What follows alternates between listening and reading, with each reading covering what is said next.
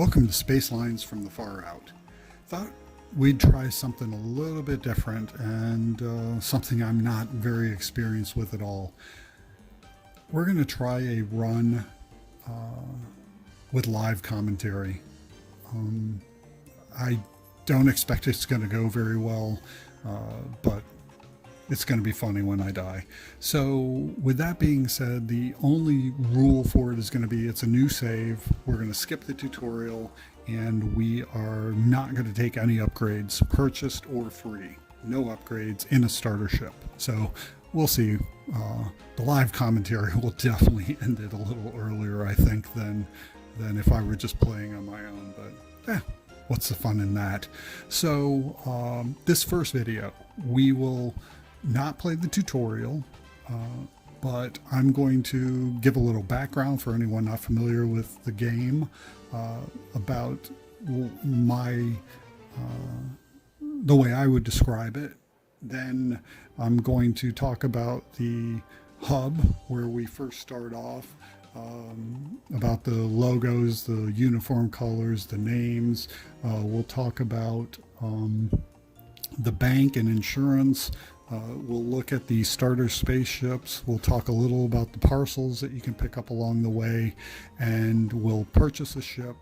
And then we're going to cut this video and start off on our journey. I think we'll break the videos up after that into 3 flights each. There are 12 stops until you reach the end. So if for some strange reason we won't, that we reach the end, it would be exactly 4 full videos. So with that being said, let's get back to this video, Spacelines from the Far Out. So what is it?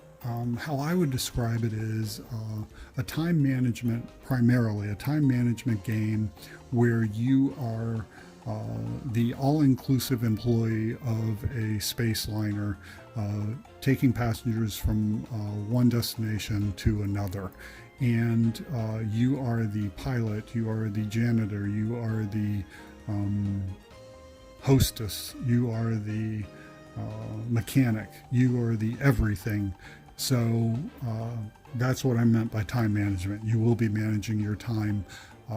It is a fun game. I want to thank the devs for a game that is damn near bulletproof. I don't remember any big glitches or nothing.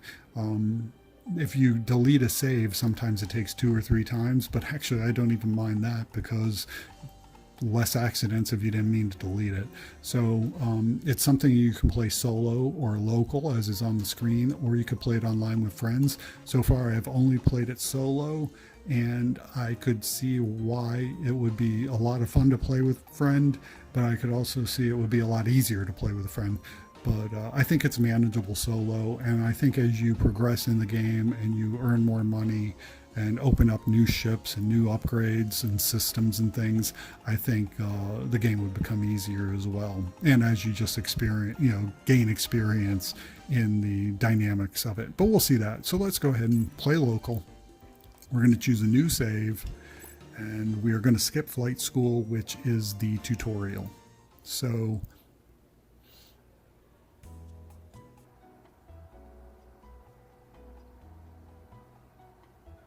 here we are. We're going to be player 1 and the company terminal. So here is the tutorial bot who welcomed us to the company and gave us our training. So Arthur 9001, welcome to the new company terminal.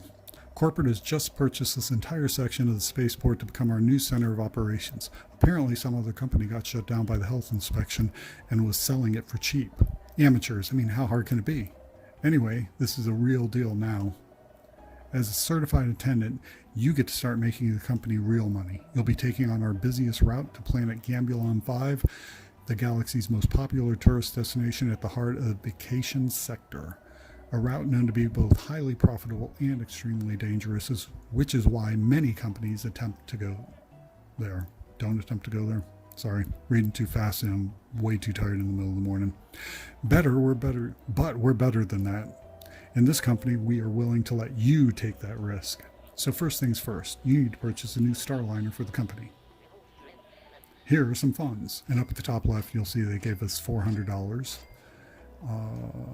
You can access your available ship blueprints by interacting with one of our 3 gates. Get to one of the gates, and we will get there. First, we're going to stay here in the employee lounge, let's call it. So yes, at the top left is our money. We have $400. That's just enough to buy one of the 3 starter ships. At the top right is our star rating. Currently we're at a 2-star rating. That will dictate the ticket price of our passengers. We can go up to 5 stars. If we drop down into the 1-star range, we will have a health inspector so far up our ass, it will make our lives miserable. And if we drop too far, I don't know if it's 0, -1 stars, I think they shut you down and you end your run. So yeah, there's that.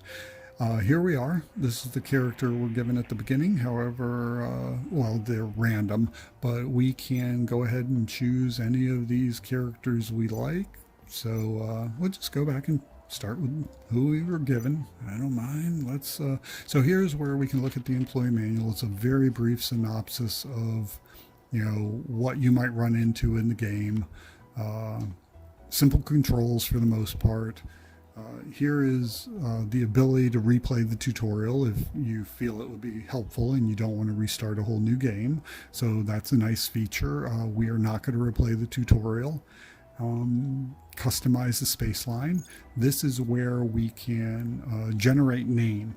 Now we do not get to use, we have to use pre-existing company names, and I can understand why, because people are potentially playing online and, you know, offensive comments or names. So you can just scroll through or, you know, click through a variety of company names. I'm just giving y'all some idea of what's in the game. I don't know that it really matters. It doesn't. I'm just trying to give you all a few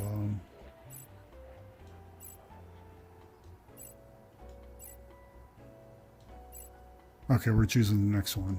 There we go. Outer Comet Starlines. I can even pronounce it. Fantastic. Change logo. Okay.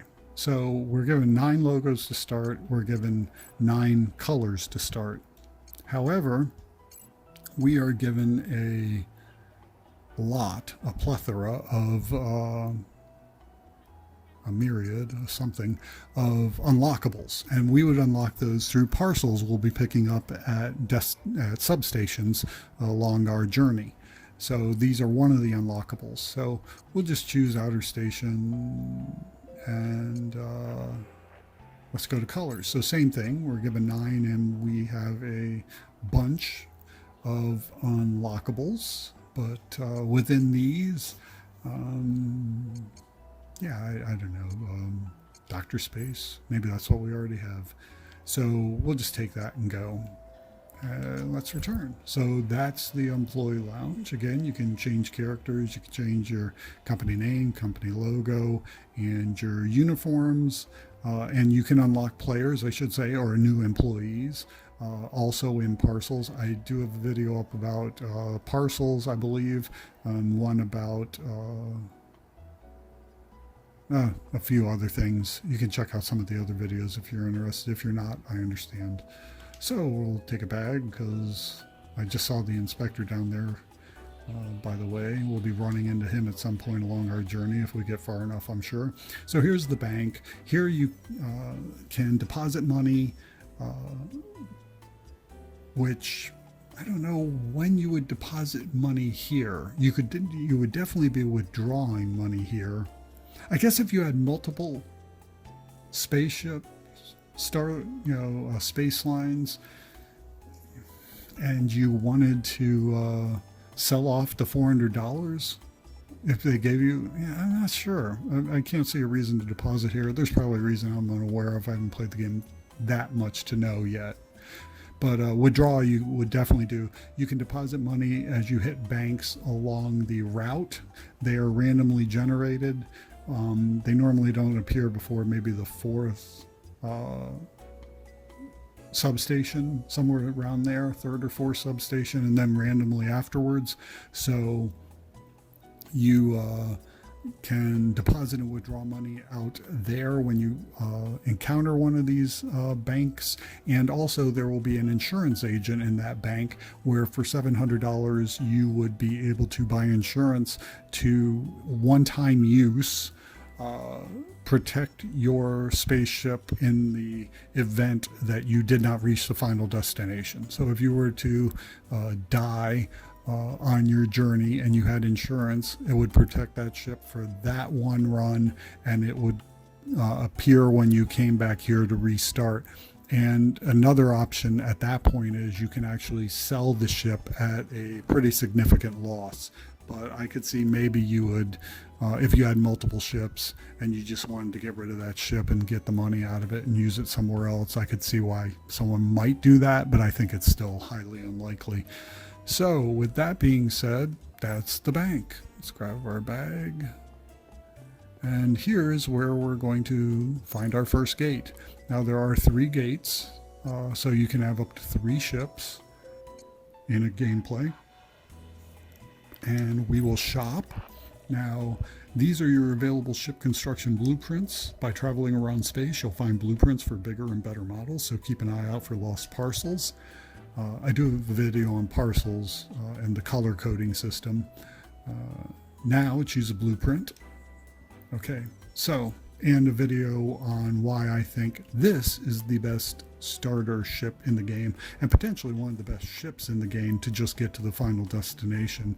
But so feel free to check those out if you like. So this ship, I'm going to just quickly touch on the 3 ships, but we're gonna pick the 3rd one. So okay, here you inspect all of this model's stats and installed systems before you decide to purchase it. If you think this one suits you, purchase away. So this one has an upgraded refrigerator to store food. You could store double the food. That's not very beneficial to our run. This one would have a bathroom, a toilet up at the top right. But that requires power, so we're not really interested in that ship. So I'm going to go through this ship and explain, because in the gameplay I'm not going to have a lot of time to talk about the ship design and what the functions do. So we're going to take the time to do that here, and then when it comes to the live commentary in the game, I'll do my best when the game is at a pause point to explain things or to backtrack. But let's just talk about how the ship is set up and what we'll be using some of the systems for. So here we go. We can view our systems, so let's go ahead and do that. So you'll see there are a number of systems in here, and we will start here with the battery, or the power supply in the shape of a battery. So over at the left, it has a power with 6 bar graph.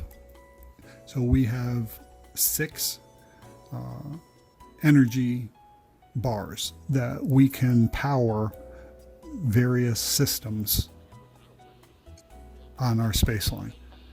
Now, some of them are absolute necessities to be on at all times, in my opinion. Well, at almost all times, in my opinion.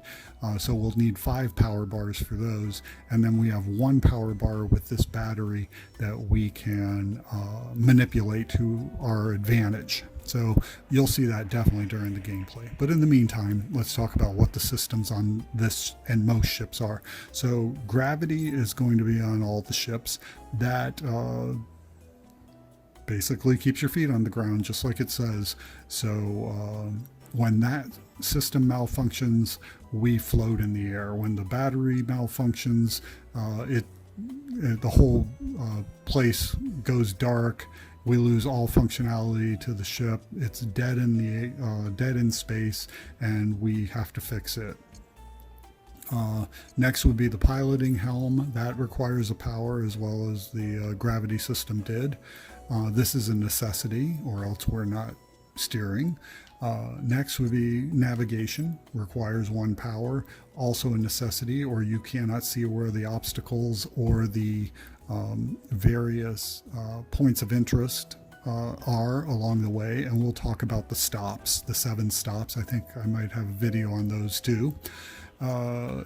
After that, I think they all have cooking stations, but here's the cooking station. This would be optional as far as needing power all the time. The refrigerator or catering rack beside it, does not need power. That's the one on the first ship that was double spaced, so you would have 16 packs instead of 8. But okay, and we'll be using that in the game for a while. Here is our maintenance. It requires no power. It's your standard toolbox, so it's your wrench that fixes everything that breaks on the ship, except when the ship breaks, then your run is over. Communications. I would say this is more essential than the cooking station. However, this is the one that we can turn off and suffer the least consequences, in my opinion. So I would turn this off to turn the cooking station on. Now, if you upgrade your battery one time, you would be able to run both of them, and it makes your run a lot easier. But since we're going to have no upgrades, even if we got a free battery upgrade, if we want to power that cooking station, this is what we'll be turning off. And then last one that requires power would be the propulsion system, and that requires 2. So between the propulsion, the gravitation, the helm, and the navigation, we're at 5. So that's why I was saying 5 of our 6 battery supplies are spoken for. So the last thing that this ship specifically has that the other 2 starter ships did not have, its bonus feature, is the 6 seats, or the seating. And this is, I still could not, I don't think I could be convinced it's not the best ship by far in the game because of these seats. And you'll see this along the run. They're really going to help us out from the very start. No matter how far we get, they're going to help us out immensely. So yeah, that's it. So what we'll be doing is we'll run power to the 4 essentials, which are gravity, piloting, navigation, and propulsion. We'll be switching between communications and cooking for a little while at least. And we steer through the helm through piloting. We look at our radar map and determine points of interest and obstacles through navigation. Gravity and propulsion we shouldn't need to touch. You never need to, that I've ever found, repair propulsion. You only repair everything, or seating, you only repair the devices above that, except catering and maintenance don't ever need repair. We use the communications station to radio down to points of interest that we want to dock at. Substations, when we're reaching the end of that leg of the flight, do not need to be called. You just get within a certain range. But you'll see all this later, so I digress. Let's go ahead and back out of here. Now, if we had unlocked paint jobs through some of the parcels, we could purchase one of these paint jobs for this specific vehicle, but we have not unlocked anything as it's a new playthrough. Oh, at the bottom left and the bottom right, we might as well talk about that real fast, because otherwise if I forget and have to talk about it while we're actually flying, I'll probably crash. So fuel tanks. This all 3 starter vehicles come with a 3 bar out of 4 fuel tank. And as you are, the ship goes at a certain rate of speed on its own. You have the ability to throttle it forward or, pull back, but it's a slow burn rate on the fuel. If you are not throttling, you can turn left and right without burning any excess fuel. But when you are throttling forward, you are definitely burning through fuel. And the faster you go, the more fuel burns. So